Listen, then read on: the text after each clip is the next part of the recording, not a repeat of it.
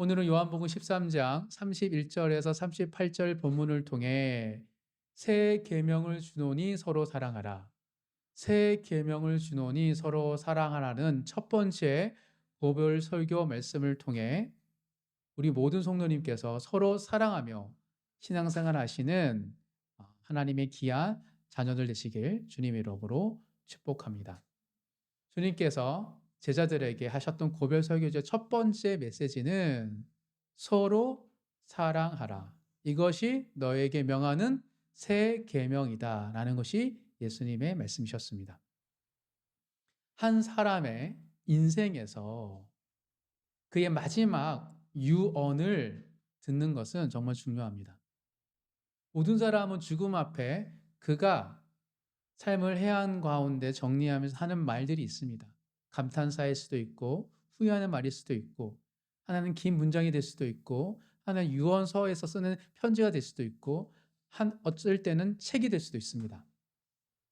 그 마지막 한 인생의 유언은 그 사람의 인생의 정수가 담겨 있기 때문에 좋은 유언은 다른 사람으로 하여금 좋은 인생으로 이끌어줍니다. 그래서 유언은 매우 중요한 것이죠. 저의 인생에 또 저의 신앙에 있어서 터닝 포인트가 됐던 순간이 있습니다. 몇 년 전인데요. 그때 저의 인생의 신앙의 터닝 포인트를 줬던 한 책이 있습니다. 그 책은 자크 엘룰이라는 프랑스 학자가 쓴 책입니다. 자크 엘룰의 책 제목은 존재의 이유입니다. 자크 엘룰이기도 하고 엘룰이기도 하고 프랑스어기 때문에 그냥 편하게 발음하면 됩니다. 자크 엘룰의 존재의 이유는 전도서를 그가 묵상한 주해서입니다. 법대 교수이며 기독교 사상가인 프란시스 셰퍼와 함께 20세기 양대 산맥이라는 사상가입니다. 그는 사후에 더 유명해졌습니다. 왜? 그가 쓴 책들이 시간이 흐르면 흐를수록 놀라운 통찰과 예지력을 썼다라는 것을 알고 프랑스어로 썼던 그의 책이 영어로 번역되면서 미국 안에서 기독교인들이 그의 사상을 연구하기 시작하면서 더 유명해졌습니다. 그는 그의 인생의 마지막을 전도서로 마무리하고 있습니다. 그는 한 60권 정도의 책을 썼는데 논문과 그의 마지막 책을 전도서로 결론 짓고 있습니다. 저는 이 자크 엘루리에 대해서 신학교 때부터 알고 있었지만 읽을 적은 없습니다. 프란 셰퍼에 대해서는 제가 관심이 있어서 그의 전집은 샀지만 자크 엘룰에 대해서는 그냥 그렇구나 했는데 한 신학교 교수님께서 자기의 신앙이 없어질 것 같은, 잃어버릴 것 같은, 하나님과의 관계가 멀어질 것 같은 깊은 수렁에 빠졌을 때 신학 교수이면서도 그럴 수 있습니다. 머리끄댕이를 잡고 자기를 구출해 준 사람이 자크 엘룰이라고 했습니다. 그런데 그분의 표정과 그분의 삶이 그렇게 매력적이진 않으셨어요. 늘 자기 믿음이 없다고 시니컬하시고 안 좋은 얘기만 한국 교회에 대해서 막 얘기하셔서 갓 이제 신학생 입장에서는 저분은 거리를 둬야 되겠다라고 했지만 같이 잠깐 네 명이 앉아서 식사를 할 때 그분이 자기는 믿음이 없다고 전도사님 참 믿음이 좋으시네요. 그러면서 본인의 솔직한 이야기를 하시면서 자크 엘룰이 저를 구원해 줬다고. 그때 저는 이 사람이 어떤 사람이길래 정말 솔직하면서도 교수이면서도 믿음이 없다라고 이야기하는 한 사람의 인생을 구원해 줬을까?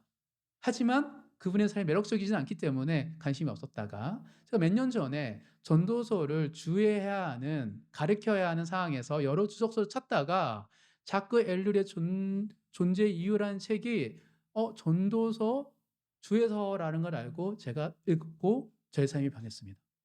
저도 저의 삶에 큰 인생의 전환점이 있었어요. 신앙생활을 하다 보면 이런저런 이야기를 듣고 성경의 이야기가 많다 보면 이런 삶도 원하고 이런 삶도 원하고 성공적인 삶도 추구하고 주님 위하여서 죽음을 가난과 고난을 또 원하고 이 양립할 수 없는 메시지와 또 예수를 믿으면 복되어야 되는데 예수를 믿고 복되는 삶은 주님이 걸어선 길이 아니기 때문에 이게 헷갈려서 제 안에 불안 요소처럼 잔재했던 여러 신앙의 요소들이 이 존재의 이유라는 책을 읽고 정리되고 평안하고 안정되었기 때문입니다. 왜 도대체 전도서 묵상주에서의 이 존재의 이유가 저에게 큰 전환점이 되었을까요? 그것은 그 전도서 묵상을 자신의 마지막 인생의 결론으로 짓고자 했던 저자의 동기에 대해서 들어보면 이해할 수 있습니다. 존재 이유의 책의 서문에 대해서 제가 한번 읽어 드리겠습니다. 40년 동안 나는 전도서에 관한 실제적 묵상이 내가 마음속에 그리기 시작한 나의 모든 저서들 전체에 대한 적절한 결론이 될 거라고 생각해 왔다. 무려 40년 동안 전도서를 묵상하면서 내 인생의 결론인 줄 알았어요.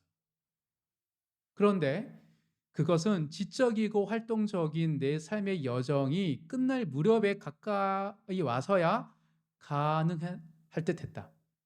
40년 전부터 쓰고 싶었는데 아직 나 열심히 무언가를 해내고 저작을 하고 사회를 참여하는 입장에서 지금 쓰기에는 뭔가 부족하다는 생각이 들었다는 거예요. 전도서라는 책은 하나의 결론이지 하나의 출발점일 수는 없다. 나는 그것이 전도서의 말씀에 부합한다고 본다. 전도서의 모든 긍정이나 부정은 이를 다 겪은 후에, 한마디로 인생의 쓴맛을 다 본 후에 일종의 마침표처럼 내려진다. 그것은 결과가 아니라 결론이다. 바꾸어 말하면 그가 쓴 책입니다. 세상 속의 그리스도인, 이 내가 집필을 하고자 했었던 모든 책들의 전체적인 서문이라고 한다면 전도서는 마지막 결론에 해당할 것이다. 사실 나에게 아직 더 많이 쓸 수 있는 여력이 남아 있는 것 같지는 않다. 내가 마음속에 담아둔 계획을 모두 다 이룰 수 없다는 것은 분명하다. 하나님이 허락한다면 한두 권 더 쓸 수 있을 것이다. 그러나 이 한두 권은 이미 저술한 책들을 보완하는데 그치고 말 것이다. 라고 그는 서문에서 이렇게 밝히고 있습니다.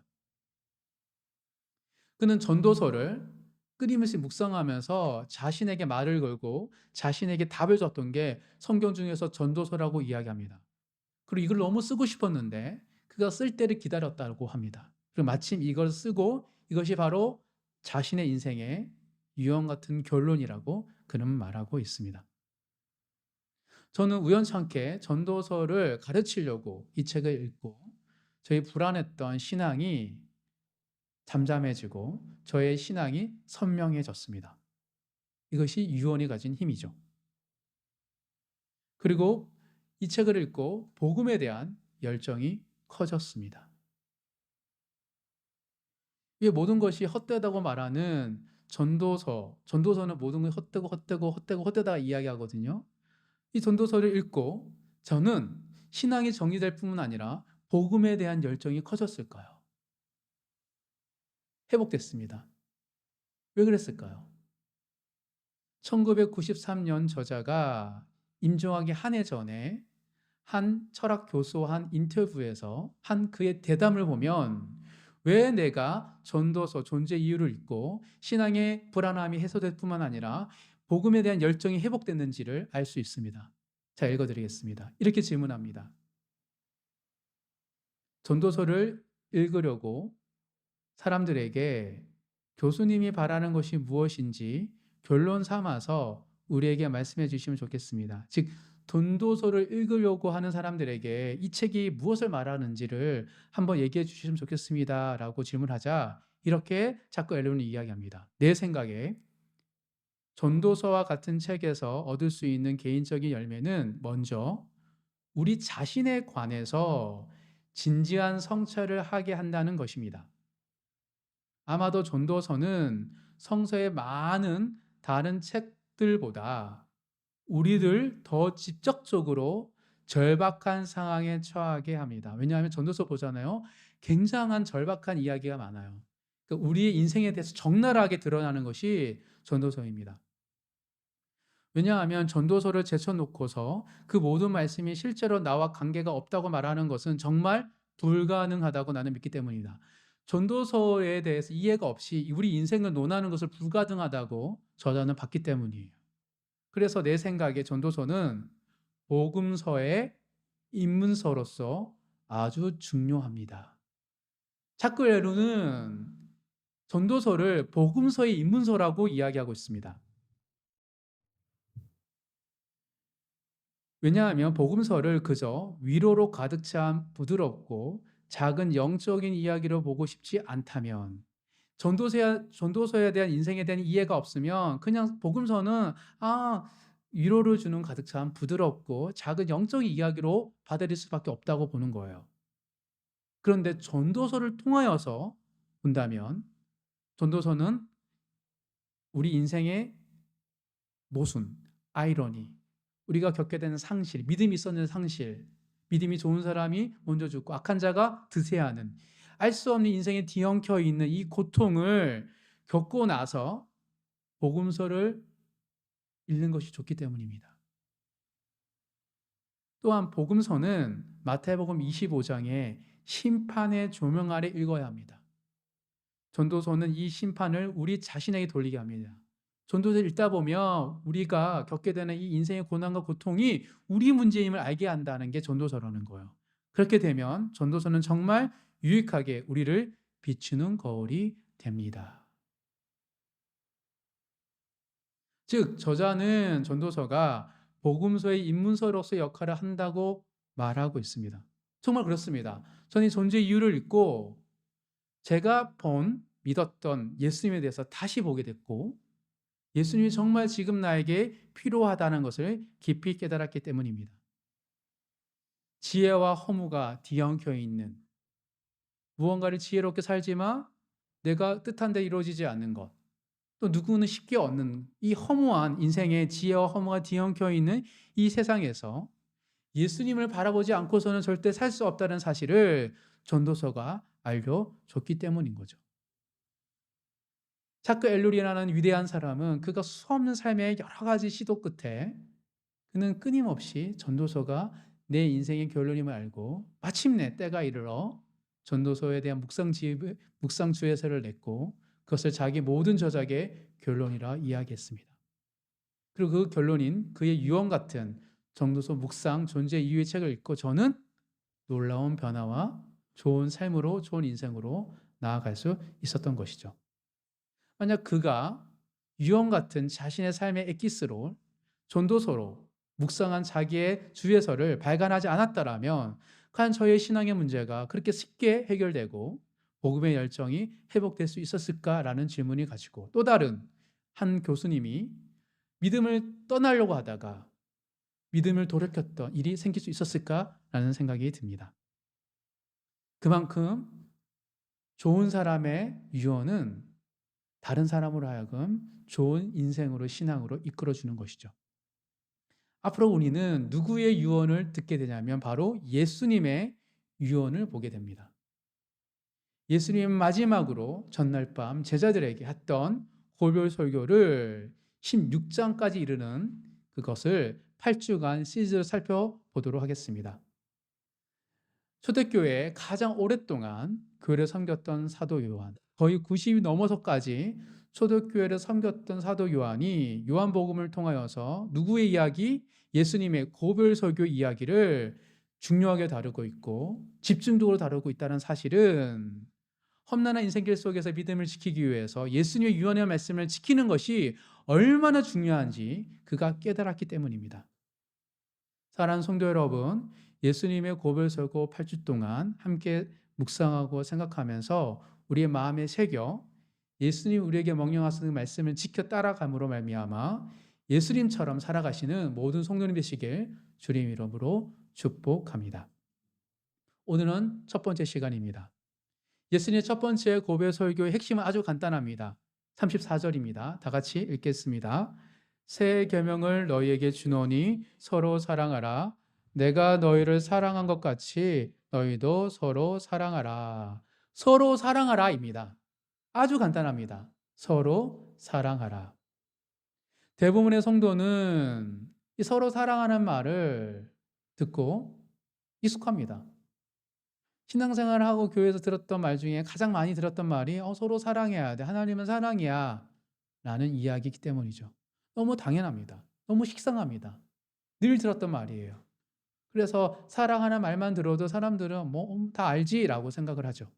그래서 놀랍게도 서로 사랑하는 말씀처럼 너무나 알고 너무나 분명한데도 전혀 지키지 않고 있는 성경 말씀은 드물 것입니다. 무슨 말이냐면 제가 본 것은 제가 경험한 한국교회 모든 신앙이들의 모습은 사랑하려고 하지 않는 모습을 너무 많이 봤기 때문입니다. 정말 서로 사랑한다면 어떻게 해야 되죠? 서로를 알아야 돼요. 알아야지 사랑할 거 아니에요. 그런데 별 관심이 없습니다. 누가 옆에 앉아 있는지, 그가 무슨 고민이 있었는지, 그가 어떤 기분인지, 서로의 기분과 안분조차 묻지 않는데 어떻게 사랑할 수 있을까요? 자신의 아픔과 상처 그리고 기도 제목을 나누지 않는데 어떻게 사랑의 관계를 맺을 수 있단 말입니까? 자기 이야기를 하지 않고 다른 사람 이야기 듣지 않는데 어떻게 우리가 사랑의 관계로 나아갈 수 있다는 말입니까? 그냥 예배만 드리고 돌아간다면 그 말은 즉 나는 예배는 드리지만 하나님을 믿지만 사랑할 마음은 없어. 그런 모습과 태도로 신앙생활하는 한국교회의 모습과 많은 성도들의 모습을 볼 때 예수님이 유언처럼 했더니 서로 사랑하는 말을 알지만 지키지 않겠다라고 결단한 사람처럼 살아가는 모습, 그것이 바로 우리 모두의 문제인 것입니다. 그럼 어떻게 그렇게 살아가냐면 서로 사랑하기 위해서 옆에 있는 지체들을 사랑하기 위해서 신앙생활하는 것이 아니라 내 인생의 문제를 해결하기 위해서 교회로 오기 때문이에요. 그런데 예수님은 마지막 날 떠나시면서 네 인생의 문제를 해결하기 위해 내 따르라고 말하지 않으셨습니다. 서로 사랑하라고, 그것이 명령이라고 말씀하셨던 것이죠. 이것이 예수님이 마지막으로 주셨던 사랑을 계명을 하셨던 말씀입니다. 그리고 이 사랑하는 말을 하기 전에 고별 설교를 하기 전에 예수님은 먼저 제자들의 발을 씻기셨던 것입니다. 서로 사랑하는 말씀을 식상한 성경 말씀이 아니라 예수님의 유언으로 받아들여 복음의 정수로 여기며 살아가시는 모든 성도님 되시길 주님의 이름으로 축복합니다. 그럼 어떻게 우리가 너무나 분명하게 알고 있는 사랑하는 삶을 실제로 살아낼 수 있을까 하는 질문을 가지게 됩니다. 오늘 말씀을 통해 제가 발견한 정말 예수님이 사랑하는 계명을 주시고 어떻게 사랑하는지 실제적 지침을 주셨다라는 관점을 가지고 오늘 본문을 살펴볼 때 예수님의 말씀을 통하여 알게 될 수 있는 사랑하기 위해서 가져야 할 실제적인 지침 세 가지에 대해서 함께 살펴보도록 하겠습니다. 첫 번째입니다. 서로 사랑하는 신앙을 살아가기 위해서는 첫 번째, 동일한 믿음을 공유해야 합니다. 우리가 사랑하기 위해서는 우리의 믿음을 나누어야 되고 우리가 같은 믿음인지를 공유하고 공감해야 한다는 것입니다. 믿음의 공유가 없이 사랑에 이를 수 없습니다. 오늘 본문 31절 다 같이 읽겠습니다. 그가 나간 후에 예수께서 이르시되 지금 인자가 영광을 받았고 하나님도 인자로 말미암아 영광을 받으셨도다. 예수님이 언제 고별 설교를 시작하셨다라고 사도 요한은 31절에 말하고 있습니까? 이 지금 고별 설교가 16장까지 이르거든요. 언제부터 시작하셨다라고 분명히 지적하고 있죠? 그가 나간 후. 그는 누구입니까? 30절 다 같이 읽겠습니다. 시작. 유다가 그 조각을 받고 곧 나가니 밤이로라. 그가 나간 후에 예수께서 이르시되. 즉 가룟 유다가 나간 후부터 예수님께서 본격적으로 마지막 유언 같은 고별 설교를 하고 계신다고 성경 기자는 강조하고 있습니다. 예수님은 유다가 없을 때 고별 설교를 하셨어요. 즉 여기서 알 수 있는 사실은 서로 사랑하다 해서 누군 제외된 거예요? 가룟 유다는 없어요. 가룟 유다까지 사랑하라고 말하고 있는 건 아닌 것입니다. 즉 세상의 모든 사람을 사랑하는 말씀이 아니에요. 참 믿음의 사람을 사랑하라고 말하고 계십니다. 물론 예수님은 모든 사람이 구원받기를 원하셨어요. 사랑하셨어요. 지극히 작은 자를 돌보라 하셨어요. 지금 그런데 고별 설교에서 하셨던 말씀은 서로 참 믿음이 있는 거짓 믿음이 아니라 하나님에 대한 주님에 대한 신실한 믿음이 없는 사람을 사랑하는 것이 아니라 정말 주님을 위하여 주님의 제자로 헌신된 사람을 서로가 사랑하라고 이야기하고 있습니다. 여기서 우리가 서로 사랑하는 실제적인 지침이 무엇인지 발견할 수 있습니다. 우리가 사랑하기 위해서는 먼저 우리가 동일한 믿음을 가지는지를 확인하고 공유해야 한다는 것이죠. 우리가 믿음을 나누지 않는데, 고백하지 않는데 어떻게 서로의 믿음을 알 수 있고, 하나님께 받은 사랑과 은혜를 나누지 않는데 어떻게 사랑의 말을 주고받을 수 있을까요? 은혜도 나누지 않는 사랑을 나눌 수 있을까요? 나의 이야기도 나누지 않는데 서로가 신뢰할 수 있을까요? 그렇지 않습니다. 사랑에까지 이르려면 우리가 받은 은혜, 믿음을 나누기 시작할 때 비로소 서로의 사랑에까지 이룰 수 있기 때문입니다. 그래서 예수님께서 32절 이렇게 말씀하셨습니다. 다 같이 읽겠습니다. 만일 하나님이 그로 말미암아 영광을 받으셨으면 하나님도 자기로 말미암아 그에게 영광을 주시리라 곧 주시리라. 즉 예수님께서 십자가를 지심으로 말미암아 하나님께 영광이 되셨고, 하나님은 예수님을 모든 이름 위에 세우심으로 말미암아 예수님을 영광의 자리에 세우셨다라고 주님은 얘기하고 계십니다. 즉 예수님은 사명, 십자가, 순종을 통하여 하나님께 사랑의 고백, 영광스러운 고백을 드리셨어요. 예수님은 지금 하나님과 예수님 사이에 주고받는 영광, 사랑의 고백을 이야기하고 계시면서 서로 사랑하라고 이야기하고 계십니다. 우리도 마찬가지입니다. 우리가 진정한 예수님의 사랑에 참여하기 위해서 예수님처럼 사랑할 수 있으려면 우리가 믿음을 드려야 되고 믿음을 나눠야 되는 것입니다. 사랑하는 성도 여러분, 우리가 왜 옆에 있는 지체들을 사랑하지 못하냐면 뭔가에 관심도 있고 알고 싶고 들었는데 불구하고 알면 할수록 사랑스러운 게 아니고 자꾸 거리를 두고 싶고, 여기까지 실망스러운 마음들, 그냥 적당하게 만나고 싶다라는 생각들을 가진 이유는 우리가 믿음을 나누지 않기 때문입니다. 믿음을 나누고 하나님에 대한 소망을 나눌 때 어떤 믿음의 문이 열리면 사랑의 문이 열리기 때문입니다. 믿음을 통하여서 믿음을 공유함으로 말미암아 사랑하며 살아가는 지경에까지 이르시는 모든 성도님 되시길 주의 이름으로 축복합니다. 이게 첫 번째입니다. 믿음을 나눠야 되고 믿음의 사람들과 함께 사랑의 이야기를 나눠야 되는 것이죠.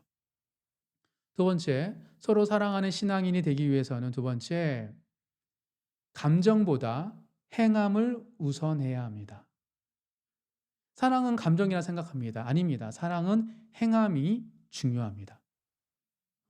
그래야지 사랑을 할 때 사랑의 감정이 따라오기 때문이죠.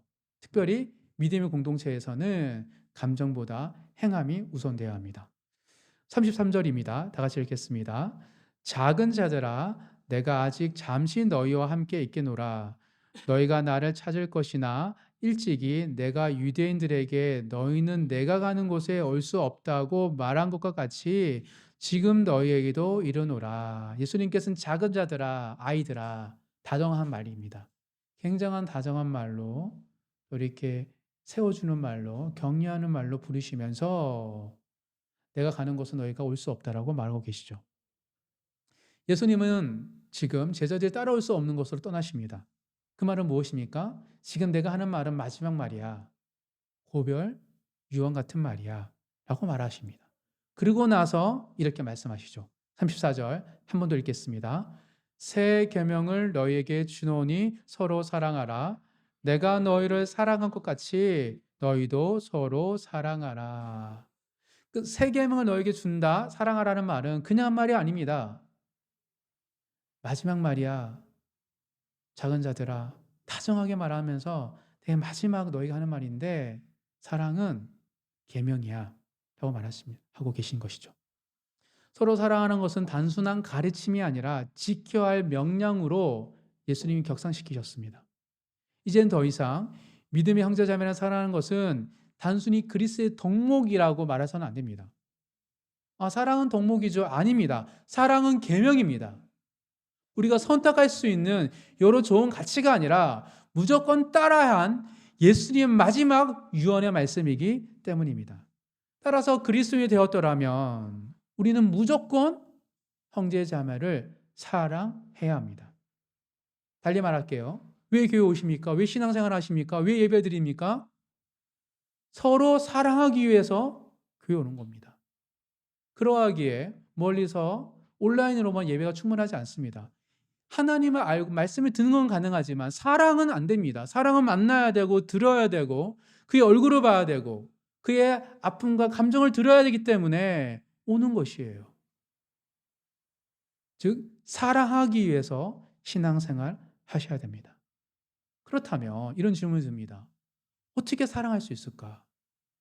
아니 평생 살아온 가족도 사랑하기 힘들고 때때로 안 보고 싶고 거리 두고 싶은데 한평생 다른 인생을 살아왔고 수십 년간 알지 못했던 옆에 있는 지체들을 어떻게 사랑할 수 있을까라는 질문이 생기죠. 그래서 예수님께서 이 질문과 의문 앞에 이렇게 말씀하신 것입니다. 내가 너희를 사랑한 것 같이 너희도 서로 사랑하라. 성도들 간의 사랑은 함께한 시간과 우정으로 하는 사랑이 아닙니다. 예수님께 받은 사랑을 표현하는 사랑인 것이죠. 얼마나 이 사람을 알아서 내가 사랑할 수 있는 게 아니에요. 하나님께 받은 사랑이 있으면 그 사랑을 이 사람이 주는 거예요, 서로가. 서로가 예수님께 받은 사랑을 나누는 것이 교회 공동체이고 제자 공동체이기 때문입니다. 따라서 지금까지 어떤 관계였고 이 사람이 어떻게 살아왔는지를 다 알아야지 사랑할 수 있는 게 아니에요.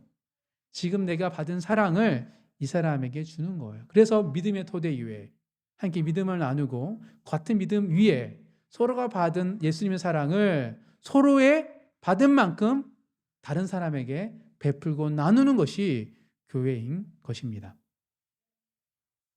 따라서 교회 안에서 믿음의 형제자매들을 사랑하기 위해서는 감정이 우선돼서는 안 됩니다. 행함. 내가 예수님께 받은 사랑이 있다면 옆에 있는 사람, 너무 이 사람과 관계가 먼데 나랑 스타일이 안 맞는데 너무 다른데 그런 거 상관없습니다. 예수님께 받은 게 있다면 그 사람과 서먹하고 어색한 감정과 상관없이 그 사람을 사랑하는 표현과 말을 할 수 있는 것이죠. 따라서 교회에서 서로 사랑할 수 있는 비결은 예수님께 있습니다. 예수님께 받으면 그것을 표현할 수 있기 때문입니다. 그래서 주님과 관계가 중요합니다. 힘들어하는 사람들, 옆에 있는 지체가 어렵다는 사람들, 늘 투덜거리는 사람들, 늘 비난하는 사람들, 때로는 공간과 환경이 불편하다는 사람들에게 우리가 공간과 환경을 바꾸고 옆에 있는 지체를 바꾸는 게 아닙니다. 하나님 관계에 대해서 물어보는 거죠. 요즘 예수님과 관계는 어때? 예수님 받은 게 있니? 예수님의 말씀에 뭘 받았니? 라고 물어보면 예수님과 관계가 회복되면 갑자기 이 모든 날이 힘들게 했던 게 사라지고 주는 사람으로 바뀌기 때문입니다. 그래서 예수님께 받고 그 받은 사랑으로 막 베풀다 보면 무슨 일이 생기죠? 감정이 생겨요. 옆에 있는 사람이 되게 애틋해요. 그래서 많은 그리스도인들이 교회 와서 너무 공동체 텃세가 심해요. 다들 각자 친한 것 같아요. 전 외로워요. 그러다가 훈련을 받고 이렇게 리더의 자리에 쓰잖아요. 그래서 자기 맡은 조언들, 멤버들을 막 섬기잖아요. 갑자기 사랑스럽대요. 그래서 회사에서나 직장 동료는 왜 이렇게 미운데 교회 오면 좋은데 예쁜지 모르겠어요. 큰일 났어요. 이중적인 사람인 것 같아요. 교회 오면 저는 막 다 허용적인데 회사 가면은 모든 거에 대해서 칼 같아요. 하고 괴리감을 느끼는 한 지체의 말에 정상이라고 이야기를 해줬습니다. 사랑하는 성도 여러분, 예수님께 받은 사랑에 집중하셔서 그 받은 사랑을 그냥 행함으로 말미암아 옆에 있는 지체들을 더 마음으로 감정으로 사랑하는 지경에까지 이르시는 모든 성도님 되기를 간절히 소망합니다. 그러기 위해서는 자신의 감정에 집중하시면 안 됩니다. 먼저 예수님께 집중하시고 예수님께 받은 사랑을 실천하는 행함에 집중하며 살아가시는 모든 성도님 되셔서 예수님의 사랑으로 말미암아 다른 사람을 사랑할 수 있는 주님의 제자로 살아가시는 모든 성도님 되시길 주님의 이름으로 축복합니다. 그리고 세 번째입니다. 서로 사랑하라는 신앙이 되기 위해서는 셋째, 사랑이 본질임을 잊지 말아야 합니다. 사랑이 본질이에요. 신앙에 있어서 우리가 교회를 오고 우리 교회가에 대해서 우리의 만남에 대해서 옆에 있는 지체에 대해서 오늘 예배와 오늘 함께 나눔에 대해서 우리가 평가를 할 때 사랑이어야 돼 항상. 사랑을 빼고 이야기하는 것은 헛되고 공허한 것들입니다. 사랑이 본질이기 때문이죠. 35절입니다. 다 같이 읽겠습니다. 너희가 서로 사랑하면 이로써 모든 사람이 너희가 내 제자인 줄 알리라. 예수님이 그래서 너희가 제자로 살고 싶어? 그러면 내가 없어도 제자로 살고 싶어? 사랑하면 돼. 그럼 너희가 제자가 될 거야. 이 말씀보다 분명한 복음, 전도는 없습니다. 어떻게 전도해야 되죠? 많은 사람이 내 삶의 내 성공을 내가 예수를 믿고 나서 어떻게 드라마틱하게 변화된 이야기를 해야지 예수님을 믿는다고 생각해요. 그렇게 해도 멋있게 해도 사람들은 그래요. 너 잘났구나. 또는 이렇게 생각합니다. 저기는 성공한 사람들만 가는 곳이네. 어떤 이유로 사람들은 오히려 안 옵니다.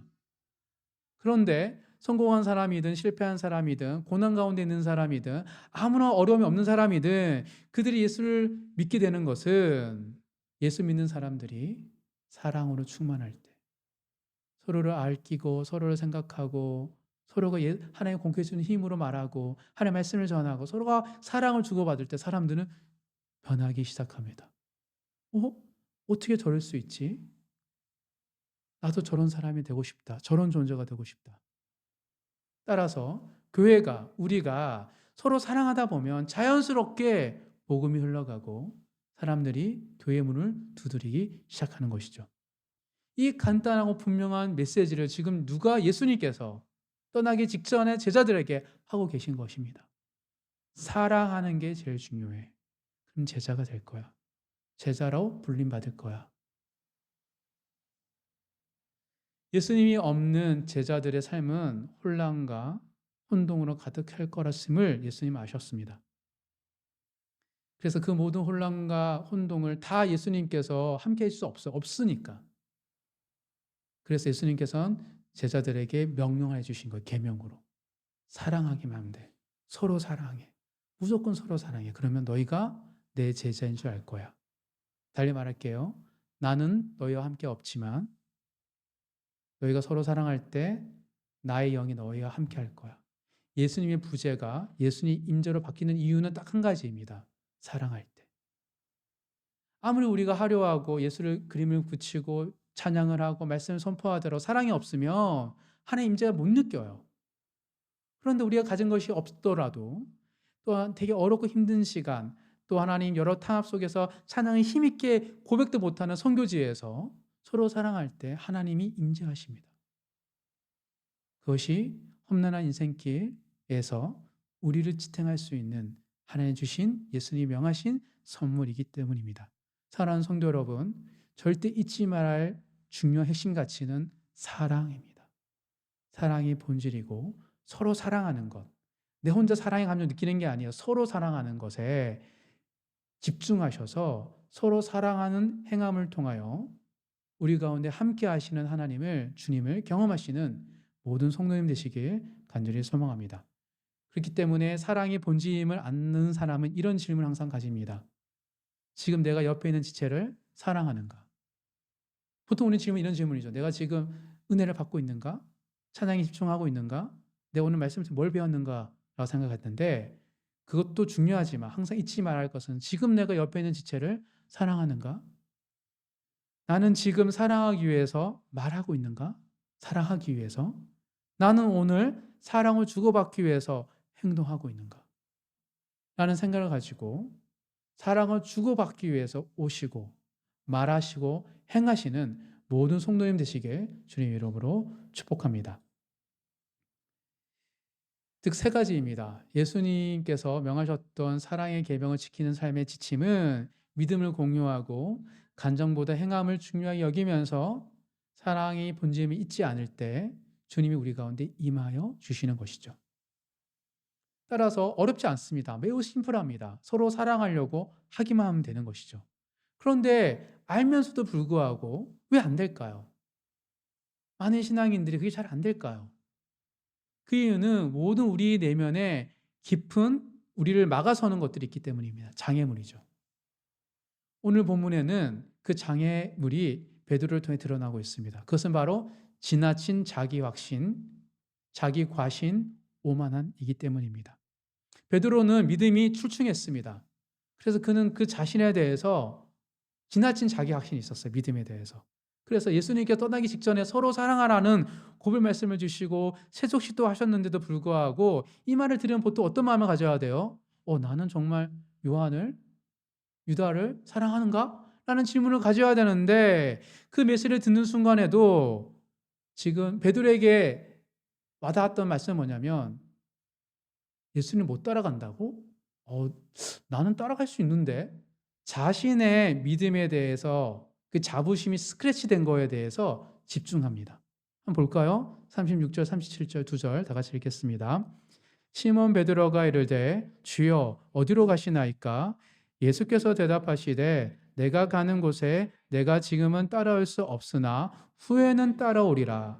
베드로가 이르되 주여 내가 지금은 어찌하여 따라갈 수 없나이까? 주를 위하여 내 목숨을 버리겠나이다. 베드로에게 중요한 것은 자기 믿음이었습니다. 다른 제자들을 연약하고 나약하고 내보다 믿음이 별 좋지 않은 제자들을 사랑하는 것은 그에게 그다지 중요하지 않은 것처럼 보입니다. 또 한편 나름 내가 리더십이 있기 때문에 이 옆에 있는 지체들을 사랑하고 돌보는 거 어렵지 않은 것처럼 느껴졌던 거예요. 근데 주님을 따라가지 못하는 건 좀 힘들었어요. 근데 분명히 예수님 얘기하셨거든요. 지금은 안 되지만 후에는 따라온다고.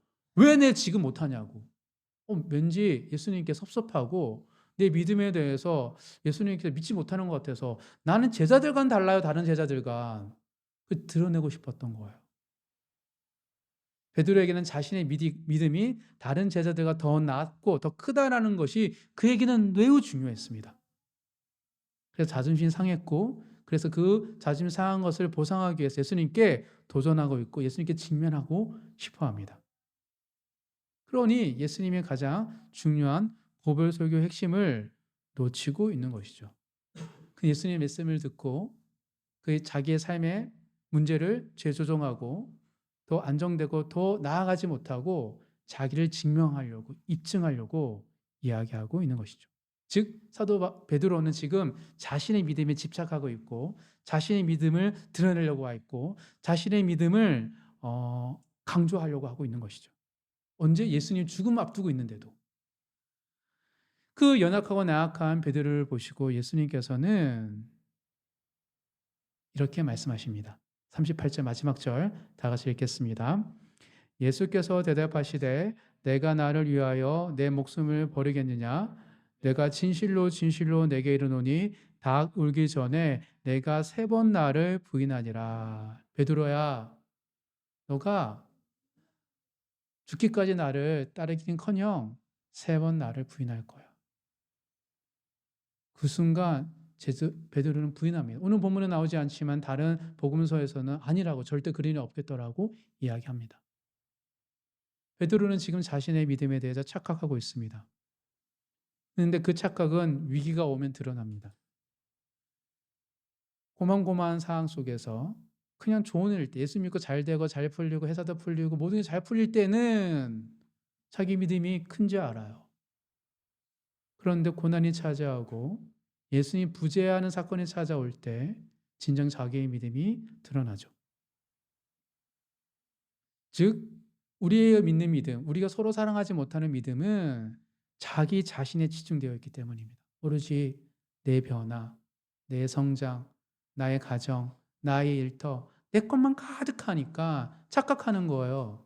자신의 믿음이 나름 괜찮다고. 그리고 더 나아가 예수님의 고별 설교와 예수님의 마지막 유언이 사랑임을 놓치고 있는 거예요. 아무리 얘기하고 아무리 말해도 사랑합니다, 축복합니다, 그렇게 살아야 됩니다 얘기해도 별로 주지 않습니다. 내가 힘들고 내 주중에 내가 어려움이 있다면 옆에 있는 사람이 어떻든 저떻든 관심 없고 이게 먼저 해결해야 됩니다. 이게 문제 되지 않으면 저는 다 할 수 없습니다라고 끊임없이 자신의 믿음을 강조하면서 자신의 현실 앞에 어려움을 토로하는 자가 되는 것이죠. 베드로가 그랬습니다. 그래서 예수님께서는 베드로뿐만 아니라 우리 모두를 위하여 십자가에 달려 죽으셨던 거예요. 우리의 과신, 우리의 오만을 보시고 친히 십자가에 달려 죽으심으로 우리가 할 수 없는 그것을 지셨던 거예요. 그 십자가 상에서 이렇게 기도하셨습니다. 마지막으로 예수님의 기도를 찾아 읽겠습니다. 누가복음 23장입니다.